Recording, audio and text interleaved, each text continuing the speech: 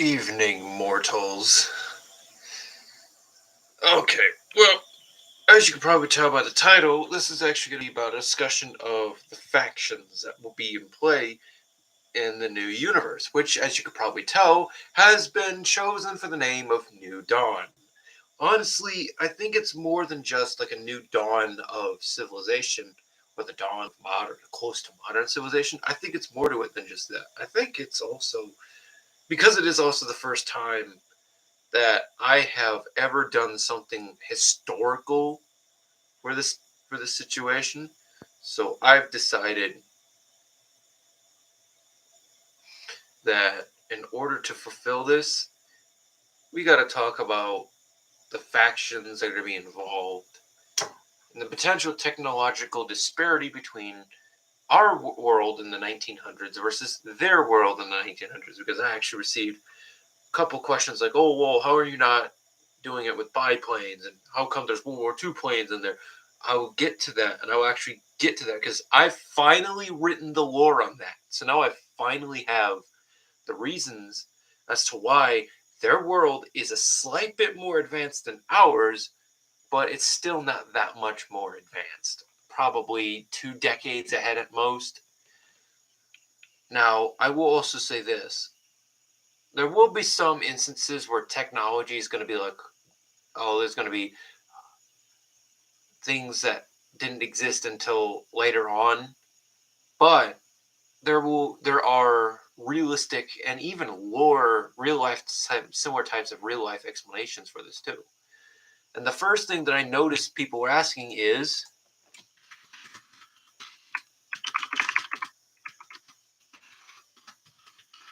how come there are World War II tech? How come there's World War II technology like fighter planes, rockets? How come all those exist while it's only 1900, at most 1905? How come this exists? Well, I'll actually give you an answer for that. The main reasoning as to why it exists is simple. Their world is not the same as ours. We developed differently because of the actions we took in our past. And as such, they're going to develop differently because of the actions they took in the past. And in their universe, they could have had more war, they could have had less. It matters what they did with the intelligence that they gathered from each one. But in this case, I'm going to say that they've had more war, but overall it's less destructive. Using that, it would actually make a lot of sense if their militaries would be advanced, a couple decades more advanced than ours were at that time. And it would make sense. And the key reasoning as to why it makes sense is because their militaries have a lot of mixtures. And similar to how modern militaries work, we have technology that's from the 1980s all the way up until technology that won't even be unlocked until the 2050s and 60s to other countries. So it's generally about how far they are developing in the civilian tree and the economic center. And obviously, you can probably tell they're doing pretty good. That would mean their economies are overall stronger than ours in our universe, and it will most likely mean they have more resources at their disposal, which makes sense because, duh, the planet's bigger. It's just basic arithmetic. Bigger planet, more resources, better civilization. It's basic facts. That's generally the given rule for it. But I must point out the reasoning as to why this. I will give you two reasonings as to why this was a major bring up. Number one was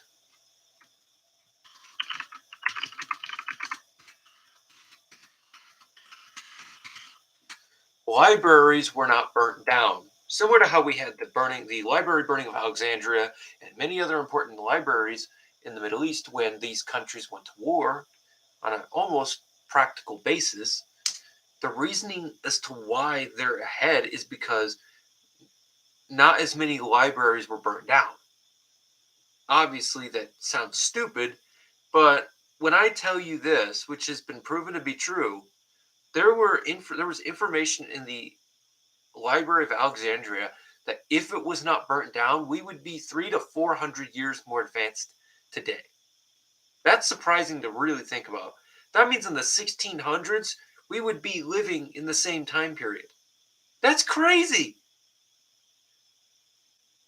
That's crazy to really think about. And they know it's true because the very, very few pieces of paper that they managed to steal, they they actually put the world ahead by as much as 2 decades in that time period. So you got to understand, these books in this library were incredibly important, and that library got burnt down. So someone needs to explain how that happens. But I will turn on the light.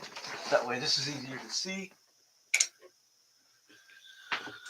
Now that you have the very first experience, you have the very first reason. The second reason, which is the more practical one, is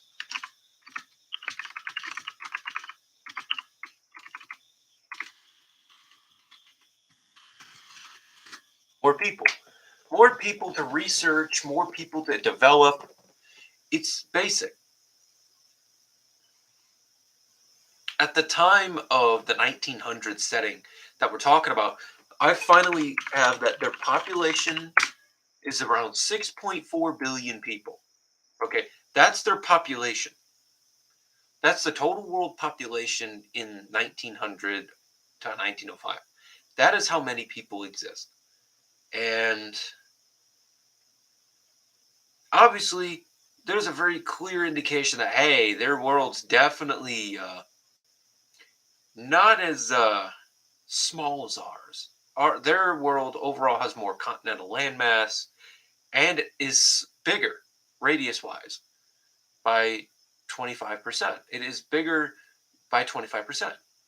Mix that in with stronger gravity, and it says overall slightly more resources per kilogram. It has more resources per kilogram of dirt to mine, to process.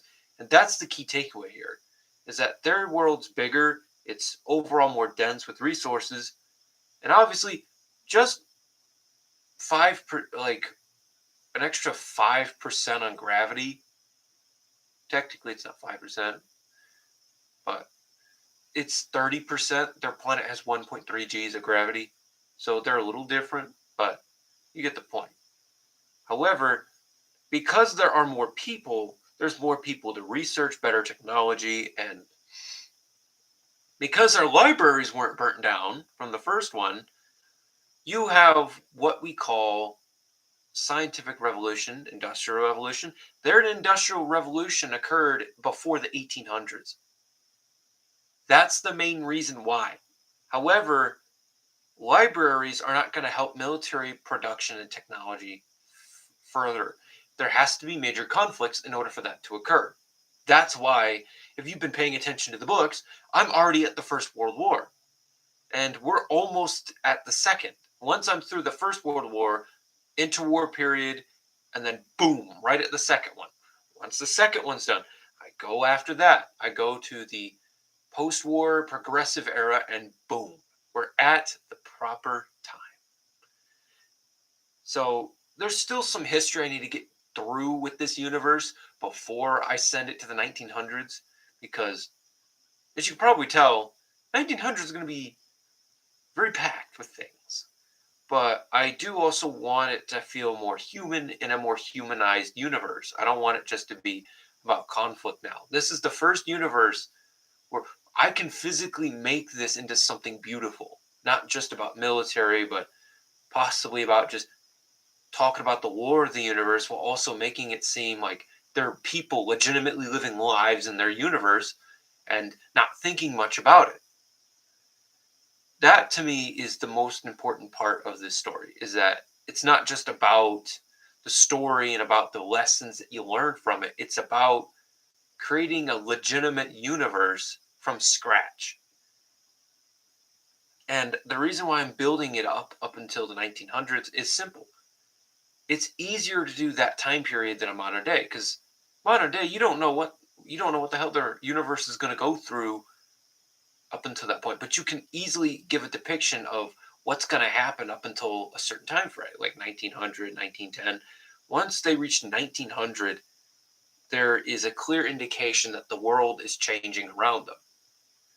And whether for it's the better or for worse, no one really knows. And the progressive era in their universe is going to start from 1890 to 1920. So that begs the question, will their universe go any farther than they are already? Possibly.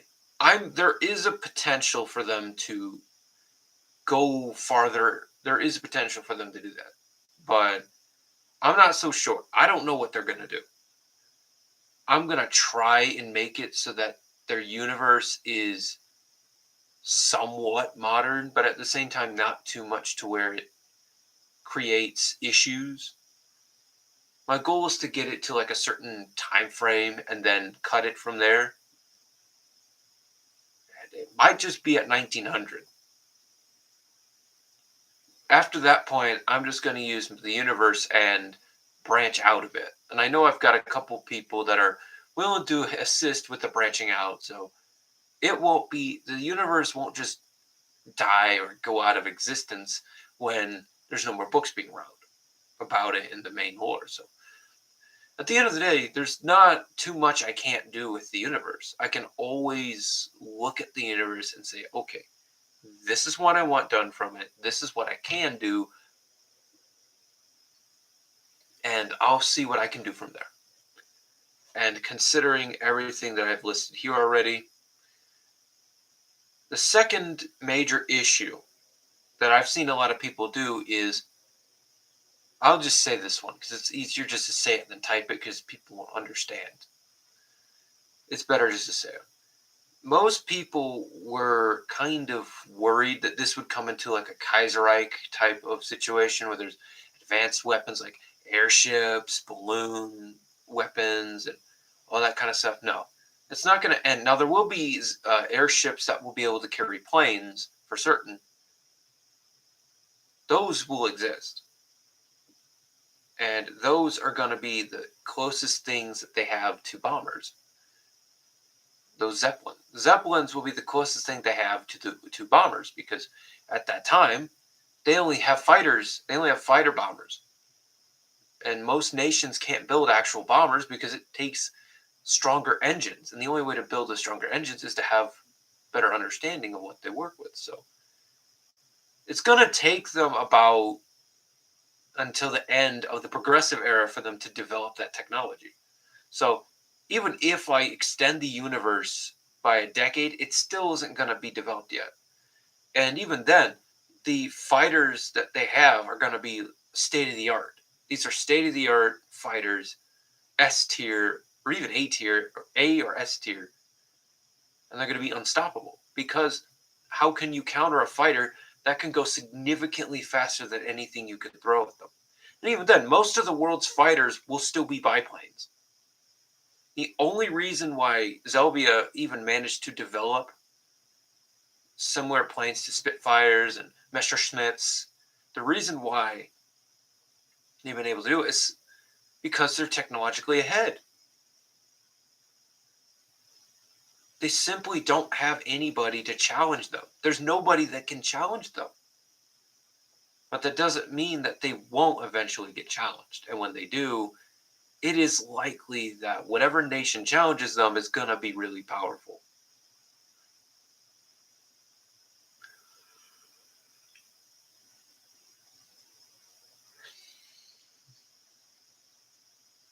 But I will say this. The population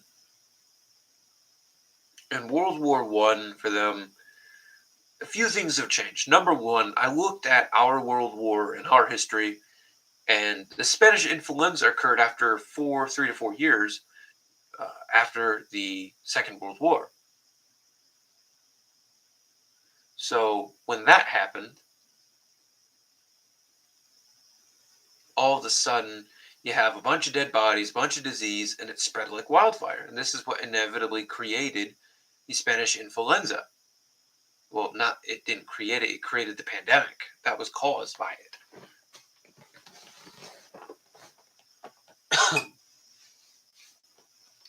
But I want this situation to be the same. When they enter in the war midway through, there's going to be disease going everywhere. People are going to be dying left and right. And already I've wrote 4 years worth of that story, and already 44 million people have already died in that war, and it's only been 4 years. You can already tell their universe is really, really going into the deep end. But if this is how they do it with muskets and cannons and just mass production, Lord knows what's going to happen when they get bolt action rifles and rifles that can go full auto. Or that. It's like, their universe would go nuts for this type of stuff.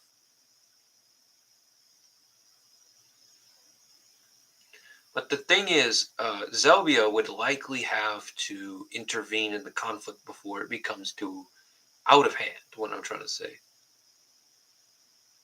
Duscany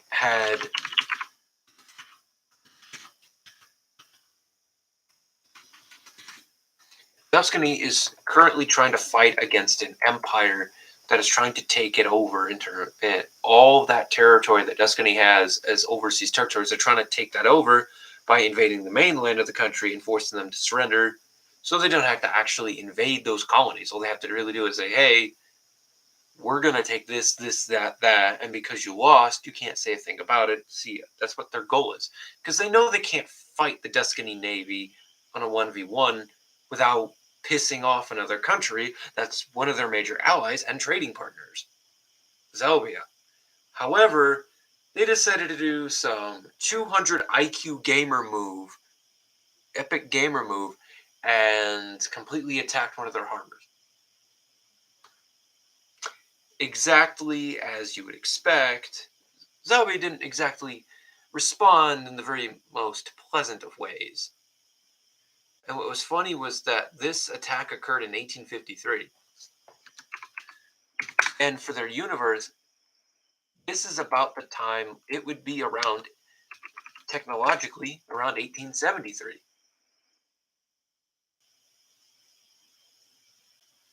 And it makes sense because some of the rifles they have are really accurate. The rifles that are being made and being mass produced are extremely accurate. They can hit something from hundreds of meters away with ease. That's what terrifies the enemies of the Zelbians, because they're easily able to send a lot of people into fighting a war that they don't really need to fight.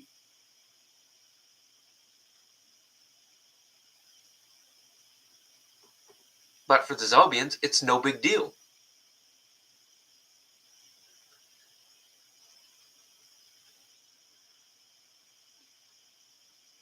But as I'm saying, the Zelbian military is prepared to fight in this instance. The Zelbian military at the beginning of 1855, I was going to say 53. In the beginning of 1855, they have 8.3 million personnel. That is insane to think about. And they have over 5 million infantry. That's ridiculous. 5 million infantry. How are you going to beat that? Even as a massive empire, you cannot beat a military that size without really suffering as well. And their goal by the end of the year, literally by the end of 1856, they're planning to have 12 million. And out of all those, 8.7 million will be infantry. Yeah, yikes.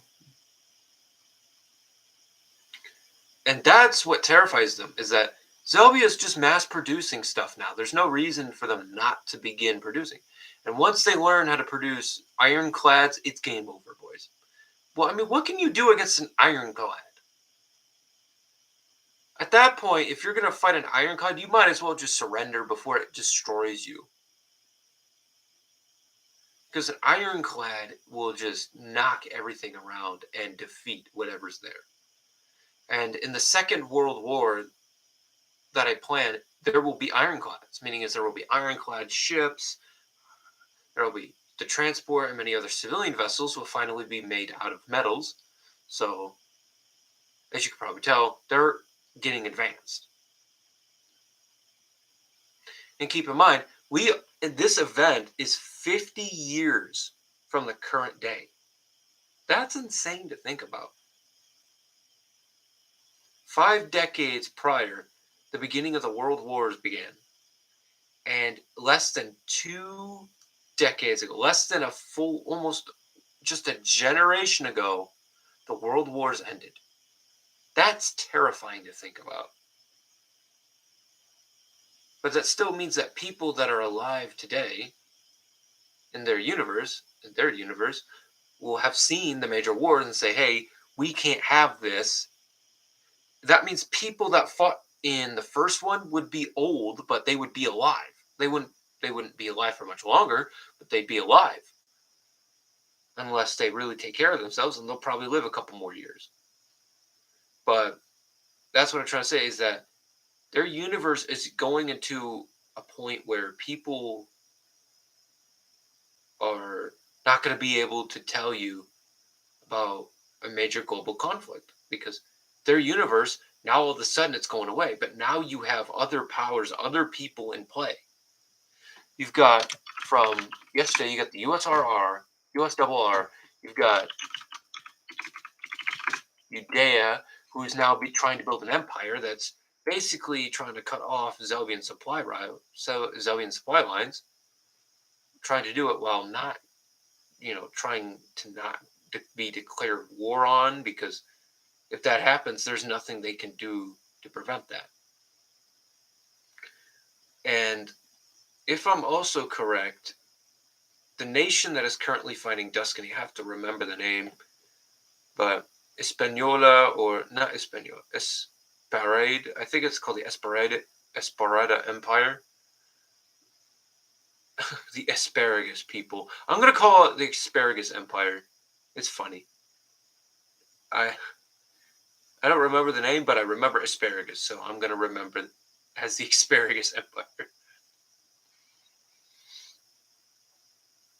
But that's the main thing, was the future is going to be determined by the people that are currently living in their universe. Whatever they do in their universe will ultimately change how their world views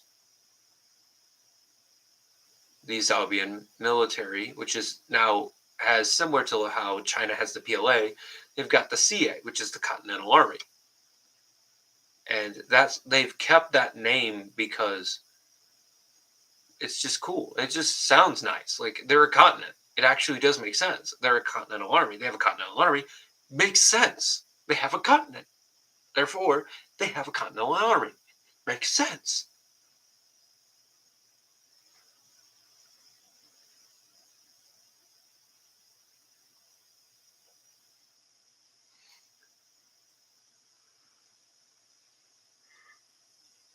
But as with everything else, I have finally said what I needed to get off my chest.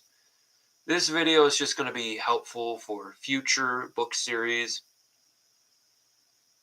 And when it reaches the 1900s, I will let everybody know of how this is going to work and the potential uses for this book series. But so far, I'm already almost halfway done with the entire progress. So I'm actually feeling really crazy thinking about how this is even, how is this even possible? I'm already almost halfway done, and it's been a day. By next week, everything should be in place, and the war should begin at 1900. So I'm pretty excited to see where this goes and takes me.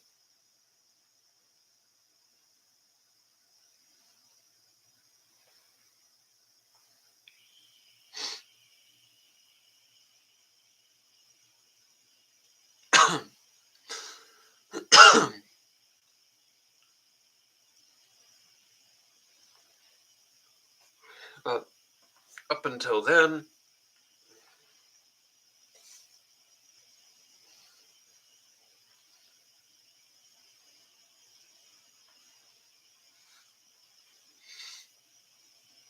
I will see you all in the next video, and make sure that if you do like this, just tell me what you like about the series. And if you have suggestions, as I always say, if you always have suggestions for a name of a nation, or even at this point, name of a city or an important landmark, tell me in the comments, and I'll actually be able to figure out which nation it would go to, depending on national identity, ethnicities of those said nations. I'm actually able to determine which nation would likely have that landmark. Or if it's not a nation known yet, you can give me an idea for a name of a nation, the capital city, and major cities, and even the landmark. And I'll be able to say, hey, that works. I'll put it in. And usually, I don't even have to mess with anything when it comes to the universe. So honestly, I am very excited to see how this goes. But next video, I will talk about the current book and how long it's going to likely take me until I finally get to where I want it to be. And at this point, with how far I'm already ahead, I'm likely going to say a few days at most. A few days at most, and that entire universe will have lore backed up from the 1700s, late 1700s to the 1900s. So we should be golden by that point. But until then, I will see every single person that has watched the next video, which should be coming tomorrow, and it should finally explain what I plan on doing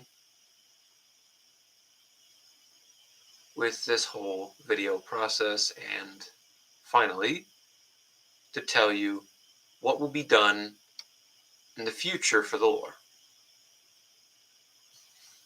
I will see you guys all in the next video.